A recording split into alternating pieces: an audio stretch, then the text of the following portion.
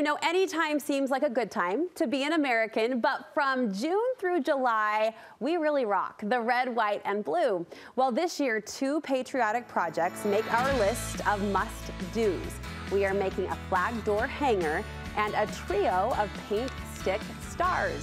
Michelle Bauer came to share the how-to. It's great to see you. You look adorable. Thank you. You're on brand. You're in theme. That's right. And we were just chatting. Actually, in Utah, we have such a great runway to celebrate this palette and this theme. It can kick off next week around Memorial Day and run clear through the end of July. Yeah, so if you make a project, you're not wasting your money. You have a long time to display it. Yes, yes. And you are decorating our front porches with these 2 projects. So describe the first one. Let's start with the paint stick stars. Can we? Yeah, definitely.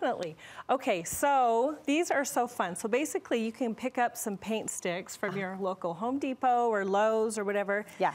They come in different sizes. So this is a small, medium, and also I used some yardsticks. So all you do is grab some craft paint, paint them, glue them together with your E6000, shape them the way you want, and you're good to go. The 12-inch sticks allow you to get a really big size scale. That's fun. Yeah, so the largest one that I have is a yardstick. Oh, a yardstick. And they're about $1.50 each at Home Depot and Lowe's, so yeah. I like how they're self-standing and kind of propped up on the corner of the door. A little side swag. Yes, yes. Super cute. So fun. And very inexpensive. Very inexpensive. So the smaller ones, you can get a package, 5 of them for $1.50. Yeah. The medium, I think you can get 3 for $1.50, and then the large yardsticks are $1.50 each. And did you glue before you paint or paint before you glue? So I painted, then I distressed, and then I glued. So I like to use the E6000 because if you use a hot glue gun, once you stick it, you can't wiggle it. There's no give. There's no give. So the E6000, you can kind of put it in place and move it if your star doesn't look right. You can change your mind for at least a couple of minutes. I like the distress touch too. I think it's a time of year when that rustic look, even if it's not your go-to aesthetic normally, kind of just makes sense and seems to fit. It does, especially outside. All right, this door swag, how would you describe this project? Oh my gosh, this is so fun. So I love decorating my front porch, my door for all the holidays and stuff. So I put together this door hanger for the seasons, and today I'm going to show you exactly step by step how to do it. Okay, I'm ready. And all you need is, I started with a dowel, and I cut it in half because it comes quite a bit longer.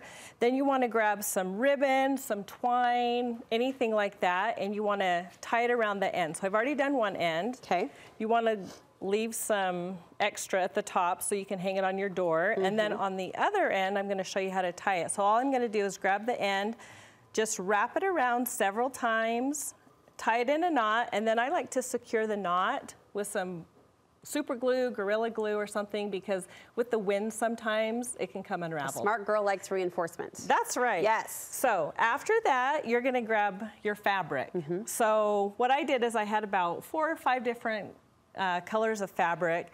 I bought 1/4 of a yard of each one. Okay. I cut it down into different widths because as you can see on my example, it looks a lot cuter if there are different widths, and when you tie them, they almost look like they have different heights too, even though they're all cut the same height. It's full, it's fun, and I imagine when it moves in those summer winds, it kind of adds a cool texturous effect. Yeah. Yeah, so what I did is just grab some fabric, cut it to about 44 inches, and the other fun thing is I grabbed these pinking shears, and I cut some of the edges with the pinking shears. Cute. Just to give it a little bit of detail.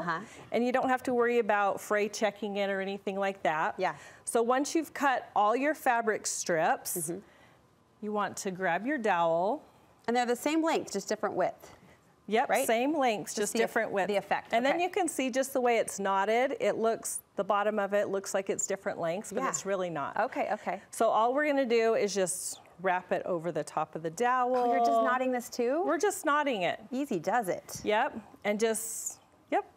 Okay, so we'll just knot it like this, and then we're just gonna keep going till we go to the end. A project gets easier when you have 4 hands instead of 2. It does. I often think that we're big, like, cuddle puddle ticklers at my house, and just last night I had all the kids all over me and I needed 4 hands instead of 2 to get all the legs and the backs tickled appropriately. So glad to support you there. Yes, yes, thank you. I won't tickle your back, but I'll hold your dowel. Okay. Okay, so after that, we want to add the star in the corner. So this is what I did. Basically just cut a square fabric. I applied spray adhesive to like a thick piece of felt. Yeah, kind of stiff and felt. Stiff felt. Stick it on there. Once it's dry, I cut it out. And then I cut out a star. I like the lace doily touch of that fabric. It's so sweet and fun. And then I did the same thing. Spray adhesive, stuck it on.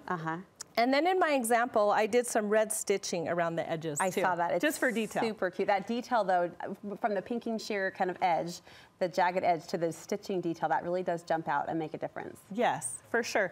And then I wanted to kind of cover the dowel when I was all finished.